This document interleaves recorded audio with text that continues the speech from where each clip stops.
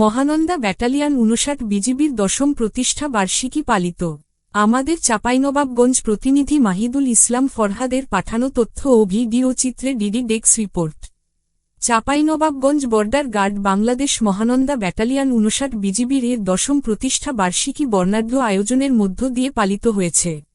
বুধবার 3রা ডিসেম্বর দুপুরে সদর উপজেলার গোবরাতলায় ব্যাটালিয়নের সদর দপ্তরে এই আয়োজন করা হয়।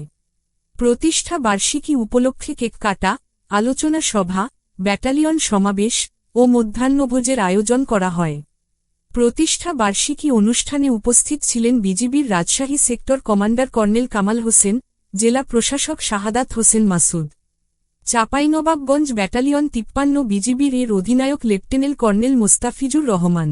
চাঁপাইনবাবগঞ্জস্থ মহানন্দা ব্যাটালিয়ন 59 বিজিবির এর অধিনায়ক লেফটেন্যান্ট কর্নেল গোলাম কিবরিয়া, উপ অধিনায়ক আবদুল্লাহ আল Asif, police super Shri Gautam Kumar Biswas BPM সহ বিভিন্ন প্রিন্ট ও ইলেকট্রনিক মিডিয়া কর্মীরা উপস্থিত ছিলেন।